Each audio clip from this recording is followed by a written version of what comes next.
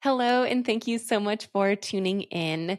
This is something that I've never done before, but as I'm recording this, we just finished up celebrating the 1 year anniversary of the Missing Link book as it was released in paperback format and ebook format on Amazon.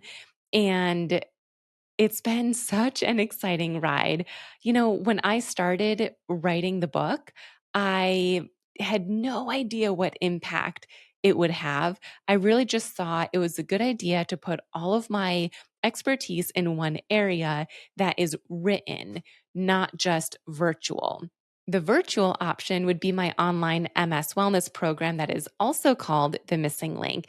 But at the time, I didn't have anything written down. There was no handbook or guide or anything like that. So that's why I thought this book would be helpful.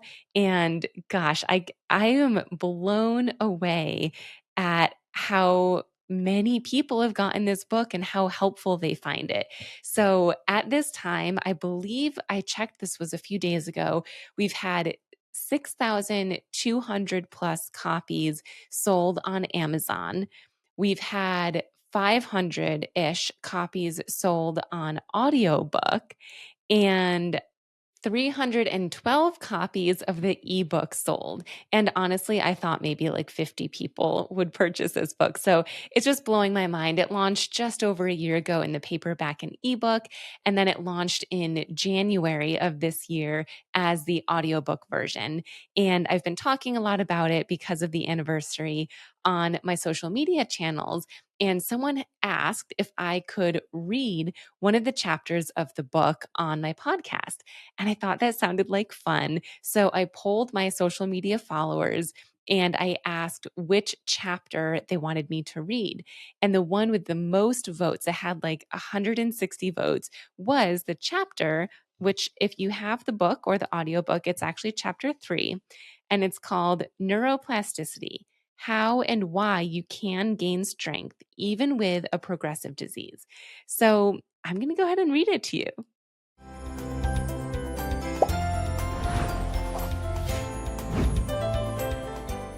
If you do have the book and you want to read along, I'm starting on page 33. That is the start of chapter 3. I just realized that's 333.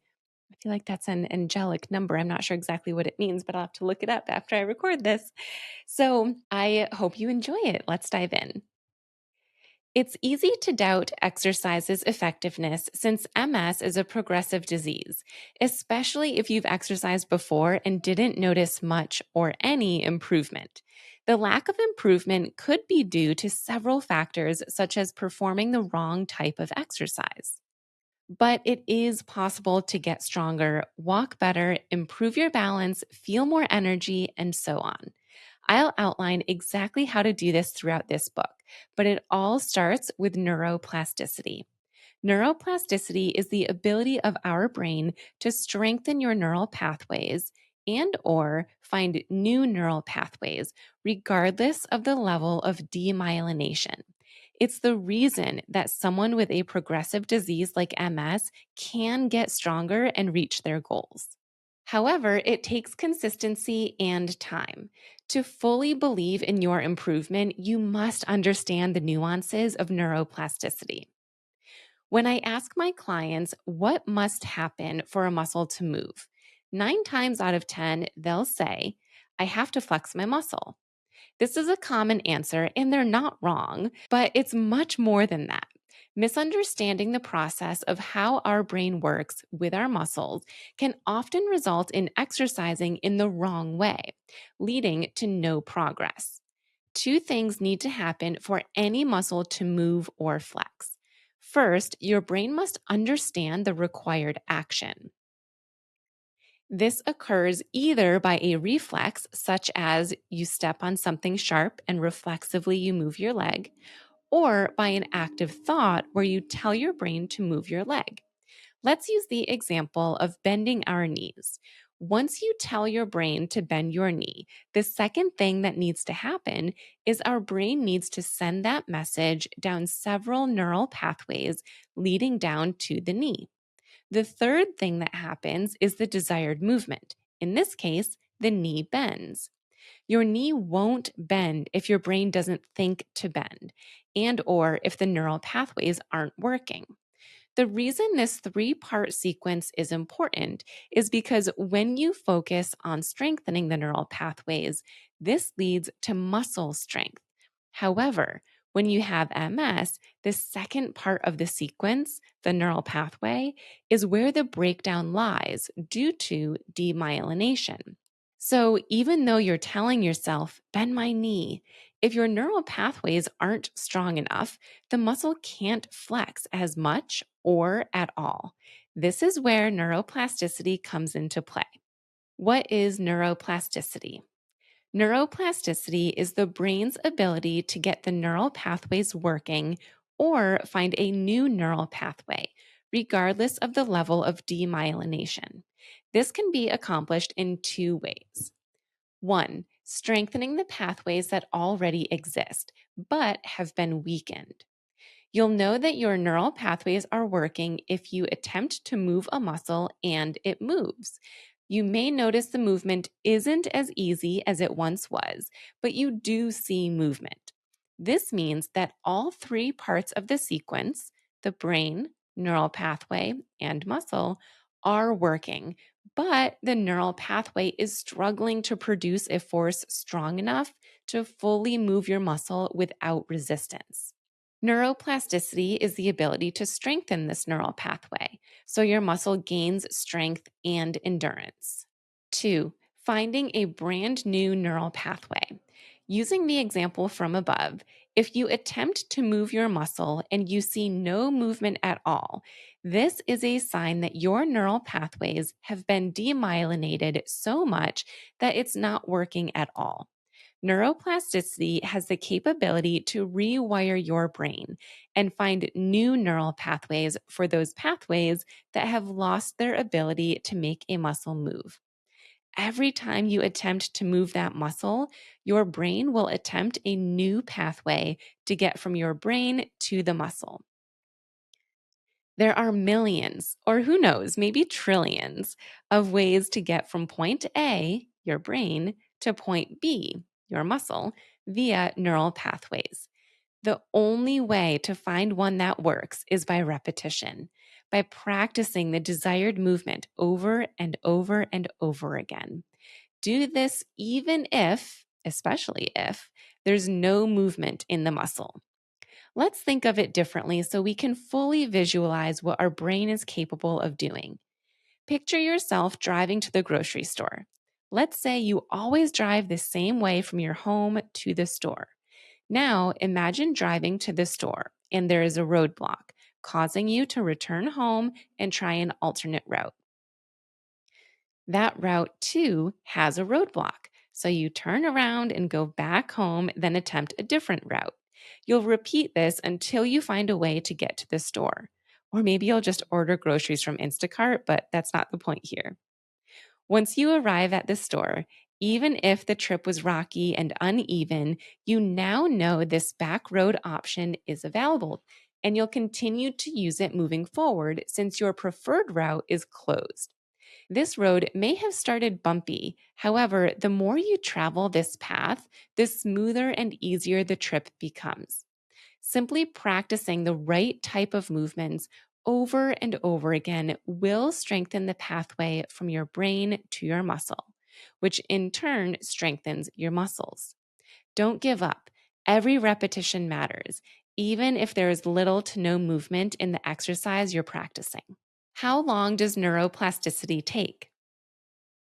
Neuroplasticity can happen for anyone with MS, regardless of your level of disability or the length of time you've had MS. I've had clients who have had MS for 37 plus years, and they were able to strengthen their muscles, walk better with less foot drag and tripping, and feel more confident. If you have demyelination from MS, and if you have neural pathways that aren't working, that's not the end of the game for you. It doesn't mean that you can't get stronger. Use the strategies in this book to create a plan of attack. You'll start to see and feel an improvement over time. Generally speaking, strengthening an existing neural pathway doesn't take as long as finding a brand new neural pathway. At this time, no research provides a protocol for neuroplasticity, meaning no guide says repeat each of your desired movements 50 times per day for 12 weeks, and that's when you'll start to see improvements in your strength and mobility. I've had some clients who will do these repetitions over and over and over again. And truly, within a few days, they notice their knee bending has improved. Many of my clients notice improvements in 3 months, 6 months, or 12 months. Remember, MS is a snowflake disease, but our brains are different too. Many factors play a role in how quickly clients find or create new neural pathways. Some we can control, others we can't control. This takes a lot of resilience. Your brain can find a brand new neural pathway, but it might require performing that movement or multiple movements for a year or a year and a half without seeing results. It's important not to associate the amount of movement with success. Rather, associate the amount of effort you put into each exercise with success. This way, it's easier to stay consistent for the long haul and you won't feel like a failure. More effort equals more opportunities for neuroplasticity. Another thing doctors don't know yet is the effectiveness of neuroplasticity in spinal lesions.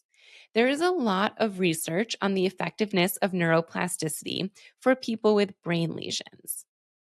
But there is little to no research on neuroplasticity for people with spinal lesions. It's been a life goal of mine to find this answer.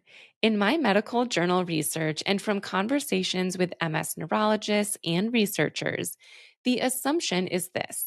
Since neuroplasticity occurs in those with brain lesions, it is likely to occur in those with spinal lesions. Additionally, there's no negative side effects to exercising with the goal of seeing neuroplastic changes if you have spinal lesions. Let's do the best and worst case scenario for a second. In the worst case scenario, exercise doesn't result in physical improvements, but you reap the benefits of exercise, such as feeling happy due to the surge of feel good hormones, endorphins, released in your body, and improved heart and brain health. In the best case scenario, your exercising improves mobility, increases strength, and inspires engagement in new and old activities. Ways to activate neuroplasticity. It's exciting that neuroplasticity is available to us, but it's even more exciting to increase the likelihood of it happening. I've outlined 5 of the most widely known concepts to get neuroplasticity working. 1. Focused attention. The more focus on an exercise or activity, the more likely you are to see improvements due to neuroplastic changes. With focused attention, you can create up to 1.8 million new connections per second. So, when you're exercising, avoid multitasking, including thinking about your next meal or completing the mile long list of errands. Pay attention to the exercise so your brain can figure out how to make the desired movement happen. 2. Alertness. Play a game to stimulate your mind and focus your attention. Turn the exercise into a game and lift your leg high enough to tap your hand. Or do an exercise for the duration of the chorus of your favorite song. Maybe toss a ball back and forth with a friend or by yourself while maintaining a good sitting or standing posture. Take your brain off autopilot to stay alert. 3. Urgency. The more urgent a task, the more likely you'll see neuroplastic changes. A great way to build urgency into your exercises is to create some level of consequence. For example, if you're practicing balance, stand on an uneven surface with the consequence of stepping off the surface. Or you could score yourself with the consequence being losing the game. Urgency works well for people who are competitive with themselves, but it can work for everyone. Find a way to build urgency into your movements. 4. Novelty. One simple way to get your brain to pay attention is to try something new. For example, try writing with your non dominant hand. This will take much more focus and alertness than writing with your dominant hand. Making the brain try new activities drives neurologic change.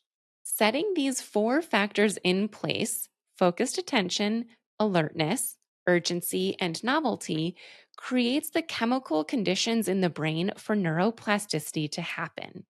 Once this occurs, the brain can begin to rewire itself. The more we prime our brain in this way, the more likely we are to see improvements in our mobility at a quicker rate. You can use one or a few of these factors in combination with your exercises, or you can use them during your break. For example, after you complete one set of each of your exercises, attempt to write your name with your non dominant hand, or take a break to play a 1 minute game of tossing a ball, or any game that makes you alert. Or between each set of exercises, practice a balance exercise where the consequence is to avoid stepping off an uneven surface. Always be safe with these games. You don't want to put yourself in a position where you lose your balance, fall, or injure yourself. 5. Salience. The more meaningful the activity is, the more likely your brain will create neuroplastic changes. The easiest way to accomplish this is to create meaning for each exercise. For example, this marching exercise will help me lift my leg higher, which means I won't trip as often during my walks with my husband and 2 kids. Or this balance exercise will allow me to bend down to the floor to pick up the dog food bowl and feed my dog without falling over.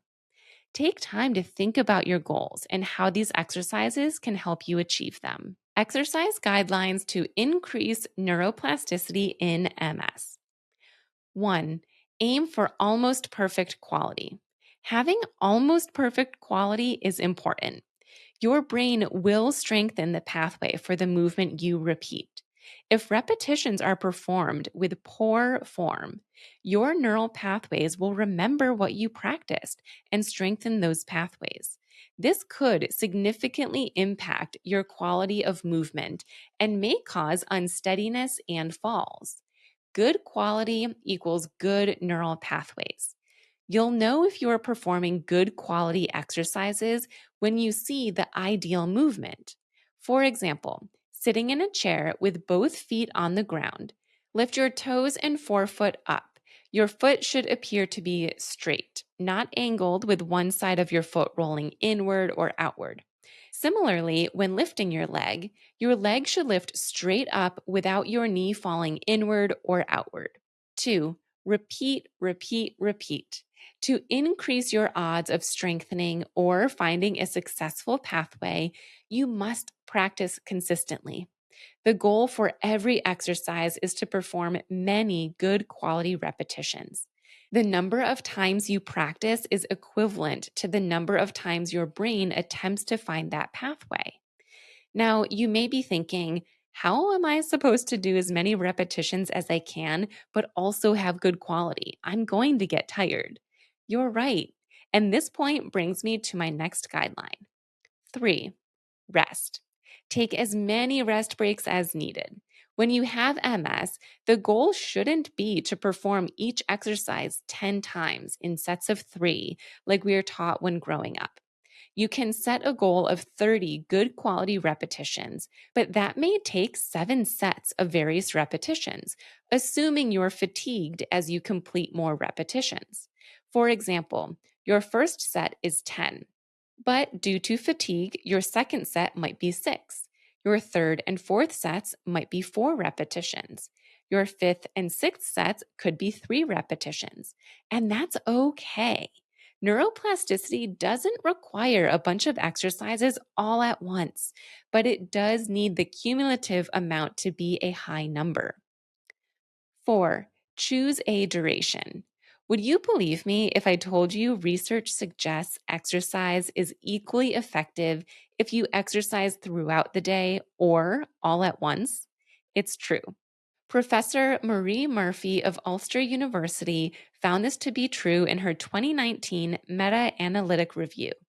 This means if you have the time and preference to exercise for 20 to 60 minutes all at once, go for it. However, if you don't have the time, energy level, or preference to exercise all at once, you'll still benefit from fitting it in throughout the day.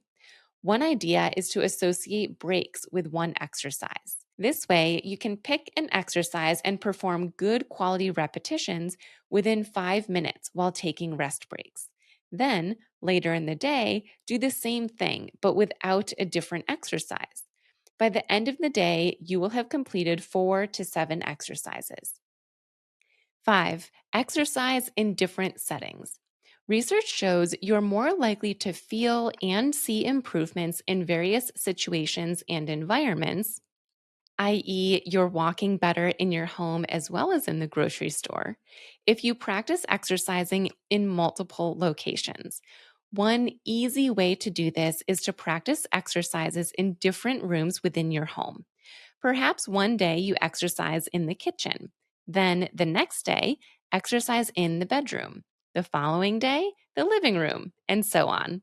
Take this even further by practicing some of your exercises outdoors, i.e., walking, seated exercises sitting on a rollator, etc. You could also do your exercises in your car, at a friend's house, and at work. Get creative. One of my missing link members and clients, Diane, had a goal to improve her strength when standing up, while also trying to plop down less often.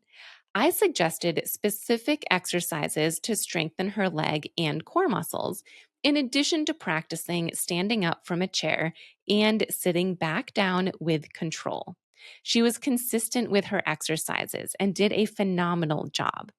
Her husband attended a session and said, "Dr. Gretchen, I don't know what magic you're doing in this clinic, but Diane can stand up and sit down perfectly when she is here with you. But as soon as we get home, she can't do it." As soon as he said that, I remembered the benefits of exercising in different settings. We immediately started performing the exercises in other rooms within the PT clinic, the lobby, other offices in the building, and even outside on a bench.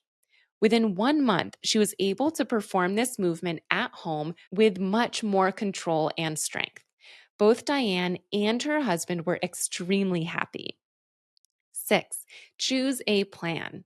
According to the National MS Society, 150 minutes per week is the desired amount of exercise to reap the benefits.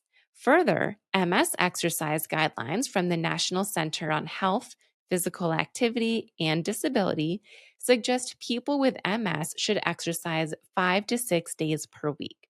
This means exercising 5 days a week for 30 minutes per day, or 3 days a week for 50 minutes, and so on. This can be cumulative or all at once. To take this a step further, research suggests switching up the type of exercise and the order of your exercises. Don't always start and end with the same exercises. Mix it up. 7. Do cardio first. A study called Exercise Induced Neuroplasticity, led by researcher Jenin L. Saez from McMaster University in Ontario, Canada, found that performing cardio exercises before functional strengthening exercises will prime your brain for neuroplasticity, meaning you're even more likely to find and strengthen neural pathways if you do cardio exercise first. This is newer research, multiple studies published in 2018, 2019, and 2020, so we don't know the exact guidelines yet. No protocol says cardio needs to be X minutes long at Y intensity level to be effective. I guide my clients to perform any amount of cardio they can tolerate. I suggest using your arms for cardio instead of your legs. This way, you won't exhaust your legs before the leg strengthening exercises. Some of my favorite cardio movements are sitting up tall with good posture while swinging your arms next to your body as if you're running for 1 minute. Then do overhead jumping jacks with just your arms for 1 minute. And then end with punching your arms forward for 1 minute. This will get your heart rate up in no time. Key takeaways. 1. Neuroplasticity is the ability of our brain to strengthen neural pathways and find new neural pathways. 2. Strong neural pathways lead to strong muscles and improved mobility. 3. Neuroplasticity can happen for anyone with MS, regardless of your level of disability or the length of time you've had the disease. 4. There are specific ways to exercise to activate neuroplasticity and make it more likely to occur faster. 5. If you attempt to move a body part, i.e., your ankle, and it doesn't move, this is not an excuse to skip the exercise. Instead, it's a reason to prioritize that particular exercise. Give your brain a chance to find a new neural pathway by repeating the exercise, even with no movement. 1 repetition equals 1 bout of effort. 6. Have hope. Research shows it's possible. Resources. The Missing Link podcast episodes. Episode number 3. What is neuroplasticity? Episode number 96. How long does neuroplasticity take? Episode number 99. Aerobic exercise and neuroplasticity. And I suppose we can now add this episode to it as well, since we just finished that chapter. It was so fun writing this book. And if you don't have the book, as I've mentioned, it is available in paperback, ebook, and audiobook. I'll put the link down in the show notes where you can access any of those versions of the book if you're interested. And I also have a full course online about neuroplasticity. So I'll put the link for that in the show notes as well. Thanks so much for tuning in. Have a great day.